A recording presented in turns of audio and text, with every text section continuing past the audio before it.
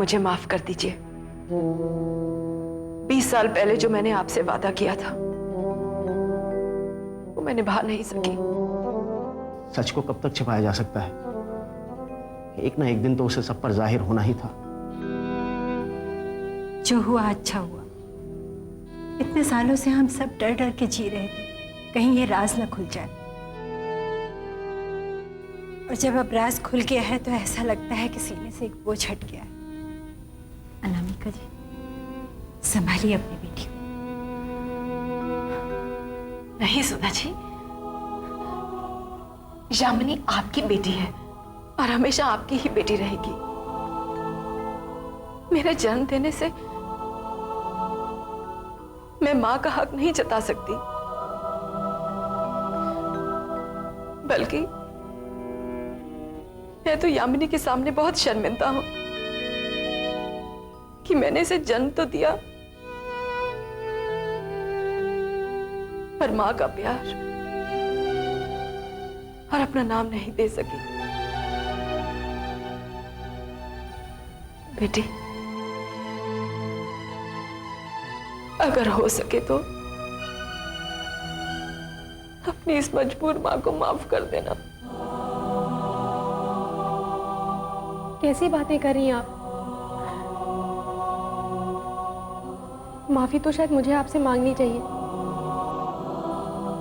थोड़ी देर के लिए ही सही, लेकिन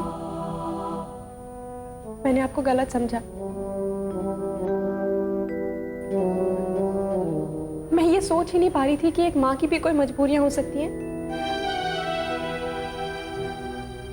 जिनकी वजह से वो ऐसा कदम उठाए। वरना कौन सी ऐसी माँ है जो अपने बच्चे को अपने से अलग कर सकती है? अम्मा बाबूजी ने मुझे जब बताया कि किन परिस्थितियों में आपने मुझे अपने से अलग किया, तो अचानक मेरी नजरों में आपके लिए सम्मान बढ़ गया।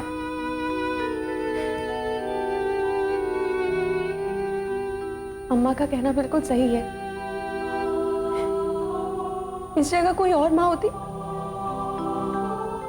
तो शायद जन्म से पहले मुझे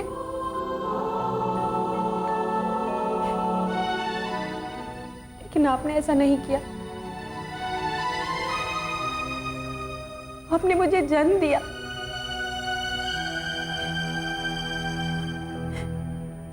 और मेरे लिए यही बहुत बड़ी बात है। सुधा जी, आपने यामिनी को बहुत अच्छे से पाला है।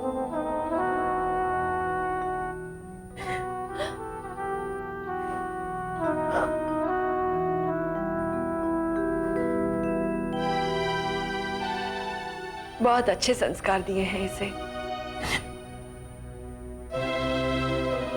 पता नहीं मैं आपका ये कर्ज कभी चुका पाऊंगी भी या नहीं।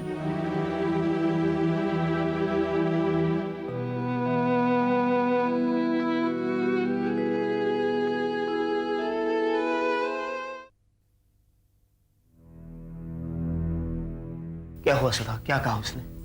नहीं मान रही है, कह रही कि भूख नहीं है। ये लड़की भी ना। नमस्ते बाबूजी। और बेटा, यामिनी कहाँ जी? ऊपर टेरेस पे है। आकाश बहुत अपसेट है, खाना भी नहीं खा रही। आप चिंता मत करिए, मैं उसको लेके आता हूँ। हाँ बेटा।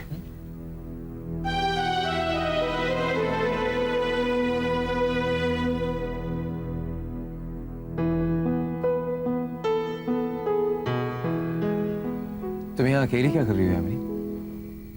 अंधेरे में। अम्मा ने बताया तुमने खाना भी नहीं खाया। क्या हुआ? कुछ नहीं। क्या बात है, तुम मुझसे नाराज हो? नहीं। तो फिर क्या हुआ? पहले तो तुम कभी ऐसी नहीं थी। मैं पहले वाली यामिनी नहीं रही।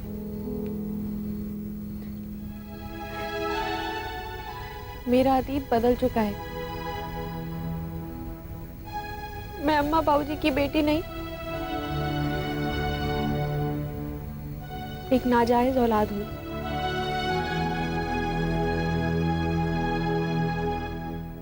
यामिनी, तुम अम्मा बाबूजी की बेटी हो या किसी और की बेटी, मुझे उससे कोई फर्क नहीं पड़ता। तुम्हारे लिए शायद तुम्हारा अतीत बदल गया होगा, लेकिन मेरे लिए तुम अभी भी वही हो, सुंदर और चुलबुली यामिनी। मैं समझ सकती हूँ आप ऐसा क्यों सोचते हैं। शायद आपकी नजरों में मैं अभी भी वही यामिनी हूँ, लेकिन दुनिया की नजरों में और अपनी नजरों में मैं वो नहीं रही। यामिनी, तुम गलत दिशा में सोच रही हो। अतीत तो जो है वो है, उसको तुम बदल नहीं सकती, तो उसके बारे में सोचना भी बेमानी है। तुम्हें मतलब होना चाहिए आज से जो हो रहा है, या फिर कल से जो होने वाला है। अब देखो ना, रमन जी, अनामिका आंटी, अम्मा बाबूजी सब कितने ज्यादा परेशान हैं। इनको तो मैं समझा भी नहीं सकता, लेकिन अगर तुम समझ जाओ तो शायद हालात सुधर जाए। और मेरे ख्याल से तुम्हें समझाने का हक तो मुझे है?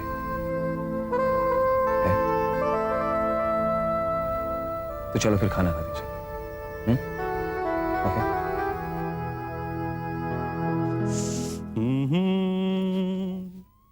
ला ला ला ला ला,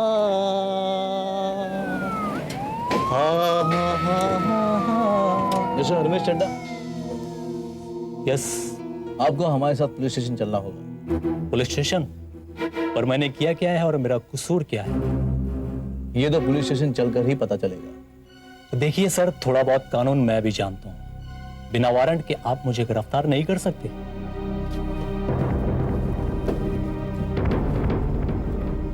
आपका कहना बिल्कुल ठीक है, लेकिन फिलहाल पूछताछ के लिए आपको हमारे साथ पुलिस स्टेशन चलना ही होगा। लेकिन मैंने किया क्या है? यही तो पता करना है। चलिए, come on, get in. Tiwari, ठीक है।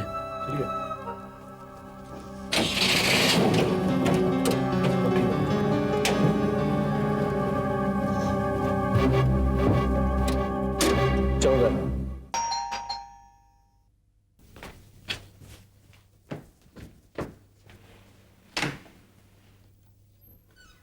आइए। जी वो ऋतु है? जी हाँ, हैं।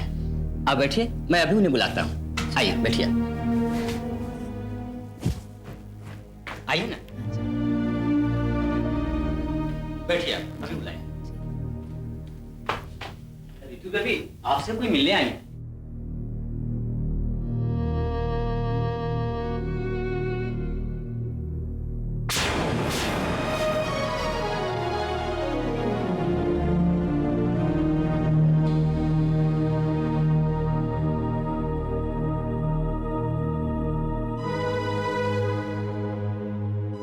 आओ बैठो।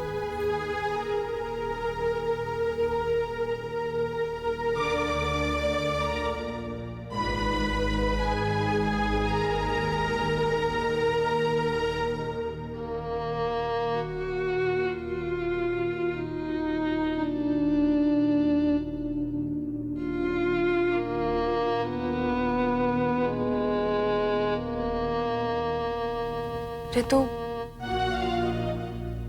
ऋतु मैं जानती हूँ तुम्हें मुझसे बहुत सी शिकायतें हैं। मुझे तुमसे कोई शिकायत नहीं है। शिकायत है तो बस मामा से।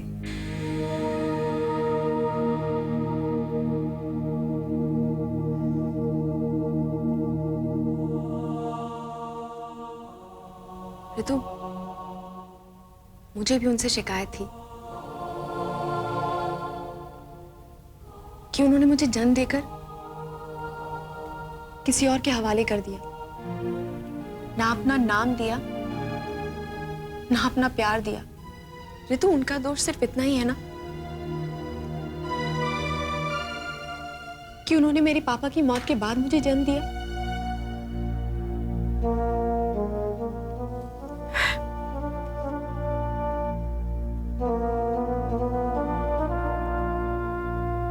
पर तुम ही बताओ, अगर वो मुझे जन्म देने से पहले ही मुझे मार देती, वो ठीक होता?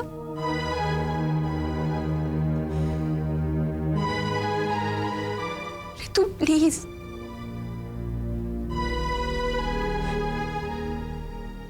रितु एक बेटी की तरह हालात को समझो, उनकी परेशानी को समझो रितु।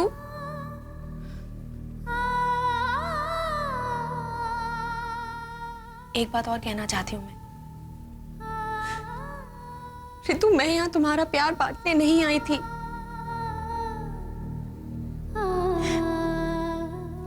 उनका प्यार तुम्हारा था, है और हमेशा रहेगा। रितु, मैं तुम दोनों के बीच में कभी नहीं आऊंगी, पर please Ritu, please.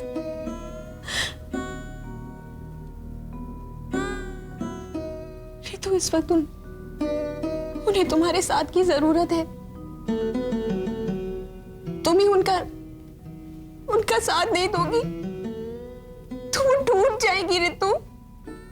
She needs you। उन्हें तुम्हारे सहारे की जरूरत है। उन्हें अकेला मत छोड़ो रितु।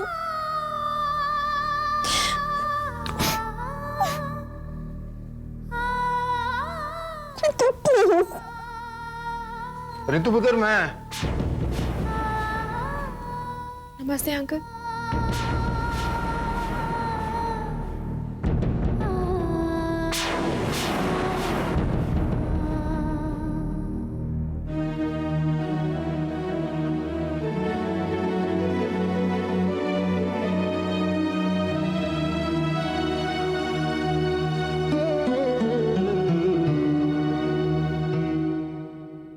मैं आपसे बता रहा हूं कि ऐसा कुछ भी नहीं हुआ। मिस्टर चड्डा, कितनी रकम दी थी आपने उसे? 20 लाख रुपए। किस लिए? मैं उन्हें जरूरत थी, मैंने दे दिया। मिस्टर चड्डा, आप एक बिजनेसमैन हैं और बिना कोई इंटरेस्ट के आपने इतनी बड़ी रकम उन्हें दे दी, क्यों? अब हर जगह इंटरेस्ट तो नहीं देखा जाता ना सर। हमारा लाखों का कारोबार सिर्फ जबान पे चलता है, और उन्होंने मुझसे इस बात का वादा किया था कि वो रकम वापस कर देंगी। और मिस किटी ने वो रकम आपको नहीं लौटाई।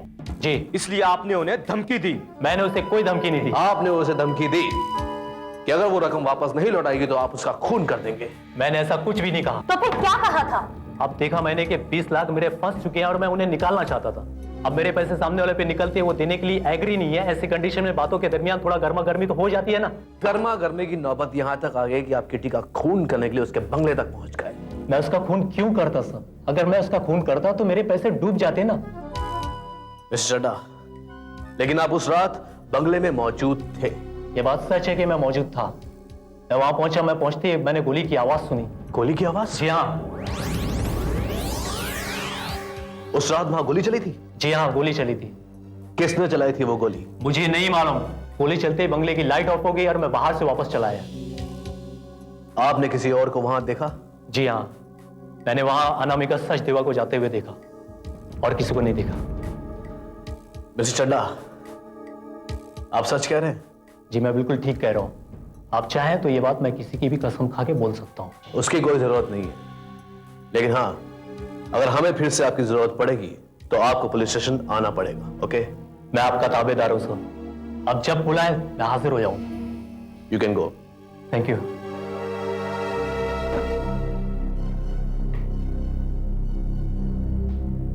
सर, आपको क्या लगता है ये आदमी सच कह रहा है?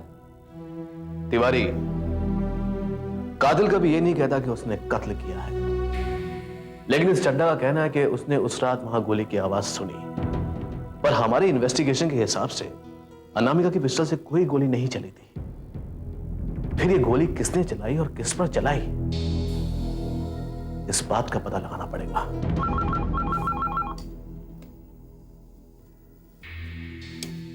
हेलो, श्रीनिवास जी से बात कर सकता हूँ?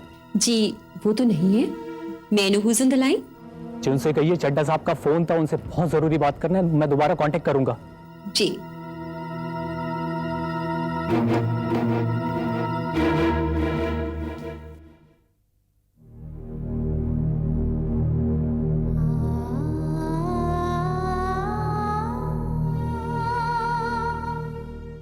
मामा,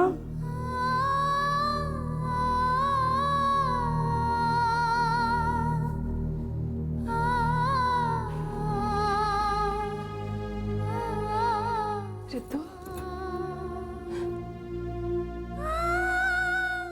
कैसी है मेरी बच्ची? हाँ? पापा कैसे हैं?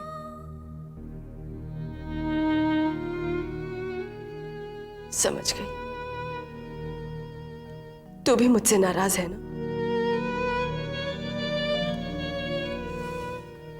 क्या करूं? मेरी किस्मत ही ऐसी है। किसकी किस्मत को कोसे मामा? हमारी किस्मत अलग थोड़ी ना है। मामा, मैं क्या करूं मामा?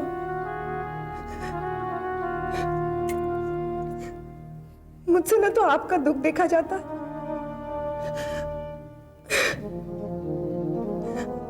और ना ही पापा का।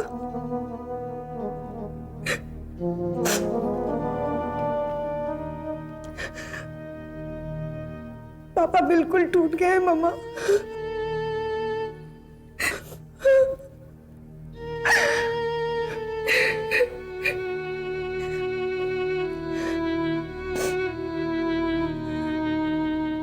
उनका तो दुनिया पर से विश्वास उठ गया है।